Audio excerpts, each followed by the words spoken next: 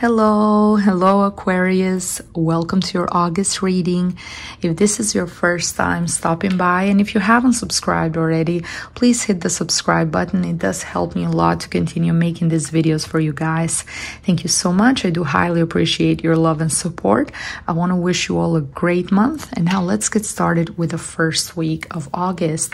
So during this week, you guys are going to consciously make a decision to spend time by yourself. Disconnect from the world, disconnect from what's going on with social media, on the news. You don't want to hear anything. You want to have as less contact with the outside world as possible. Some of you are going to spend this week to maybe change a few things in your lifestyle, improving your health. You might start a new diet. You might start to change a few things. You might start exercising, reading books, meditating on the daily, just trying to reach a different level of consciousness, because you're tired of having this uncertainty around you, and you're tired of not making time for yourself. And Aquarius, you guys do enjoy being around people, being friendly and sociable, but you also enjoy your alone time. Sometimes you just need that disconnection. You need to be by yourself with your own thoughts and figure things out by yourself. And that's why we have the symbol of the knight here, indicating that confusion, that uncertainty. In the dark, we're not able to see things as well. And the lantern here represents especially that, our intuition opening. His eyes are closed, so opening his third eye when he can actually see things for what they are and see deep within yourself and find that light within yourself, find that purpose within yourself. So this is a conscious taking time. This is not, people turning their back on you. You're making this decision for yourself, for your health, for your benefit. And for others, if you're not into spirituality and if you're not into meditating, or that's not something that you do, I'm feeling that you guys are going to, if you have suspicions about your partner, someone close to you, or someone at work, that they're not being completely honest and genuine, this is also connected with that Virgo energy. So you're being very analytical. You're kind of being like a detective, and you will not say anything to them. You will not say that you are suspicious, that you doubt that they're doing something wrong, but you're just kind of going to sit back and analyze everything that is going on, everything that they're doing, everything that it's happening, and you will come up with a conclusion. But this is a time to reflect, and this is a time to really see, really carefully examine everything that's going on around you that you don't like, or that you're not happy with. Because I'm feeling from the first week to the second week, there's a lot of emotional baggage here. There's a lot of things that you carry from the past that you're bringing them in the current relationship, that maybe you might have been hurt in the past, or you might have gone through a very difficult breakup, and now the moment you see a red flag, you go into defense mode, or you go into detective mode. Or I have to figure things out. Is this person going to be the same as the last one? And am I going to have the same issues, the same problems? And you kind of feel like you're also walking on eggshells. You feel like your relationship in the second week, it doesn't have a really strong base. So it's like a very shaky boat that anything can flip at any moment in time if you're not careful with what you say or how you act. So that is putting a lot of pressure on you, and it's making you feel like, what should I do? How can I change this?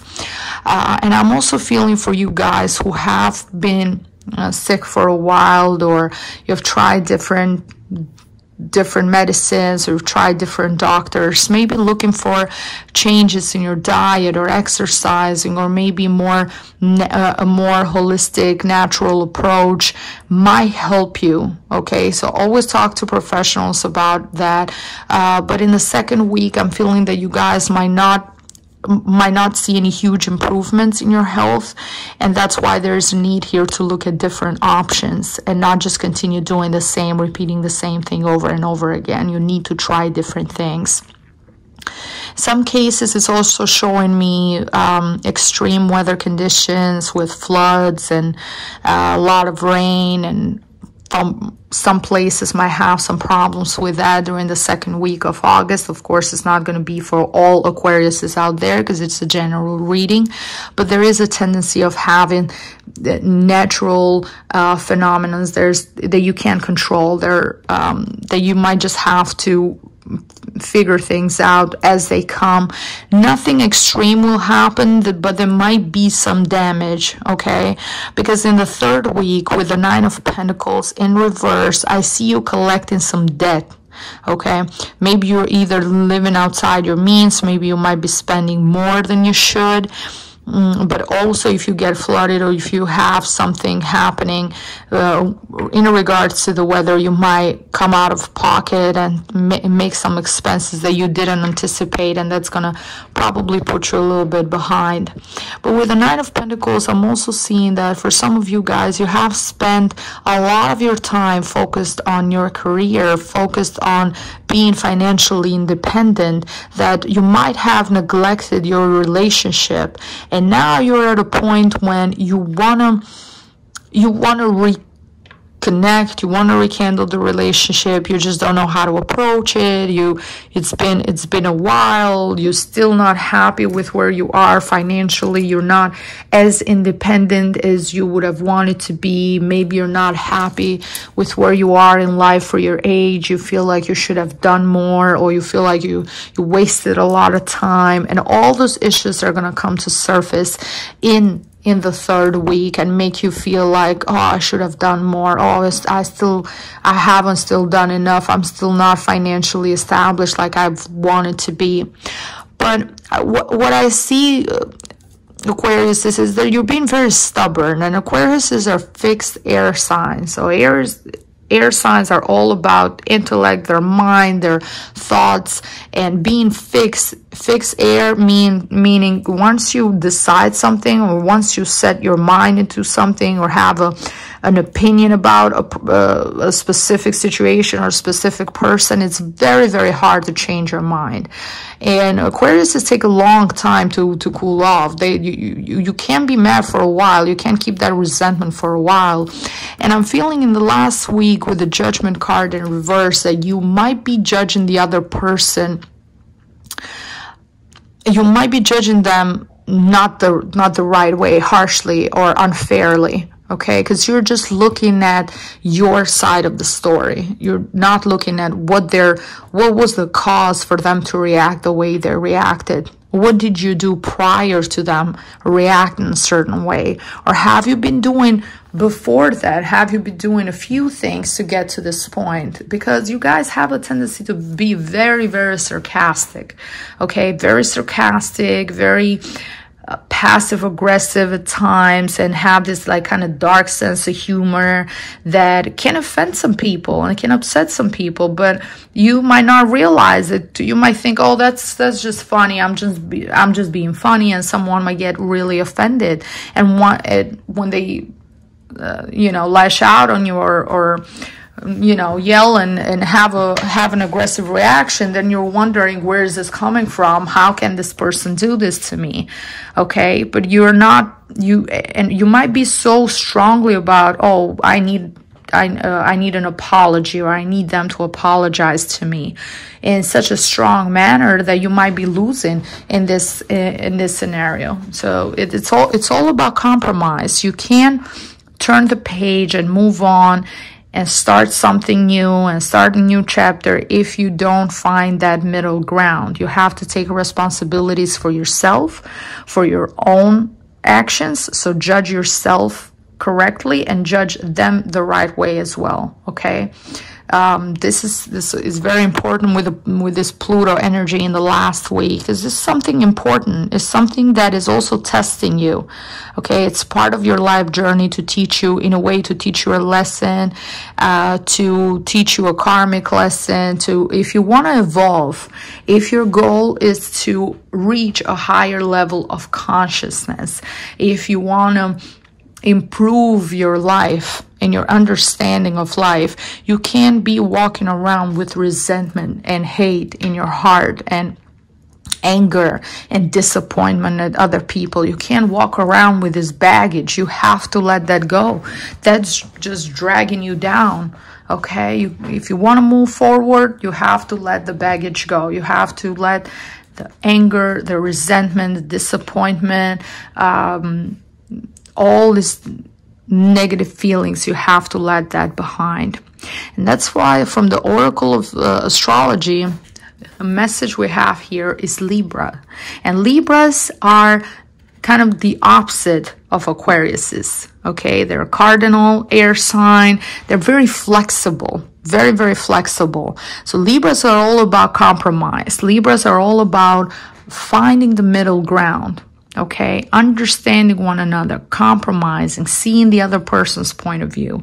Libras are even known to sometimes, if they don't want to create tension, they have this tendency to agree to things just to, just to keep the peace. I wouldn't suggest you go to that extreme, because that might be getting too much out of your comfort zone. But at least you have to look at the other side. Okay, there's two sides to the scale. You got to look at both of them in order to make a rational, mature decision. And if you want to keep relationships, either those being, personal relationships, work relationship, no matter what type of relationship you're dealing with at this moment in time, and you're having issues and problems, you still have to look for that middle ground and have to compromise. Okay, so keep in mind some of those Libra traits: to be patient, to be kind, to be loving, to, compassion, to listen. Remember, just listen. Take the time to listen. Take the time to see what's going on before you judge or before you make a final decision. And from the stone that will help you a lot during this month is the rainbow Mayanite. And this is a stone that is discovered recently. It's found mainly it's found in Washington. There's some different varieties. They're found in Brazil and Malaysia.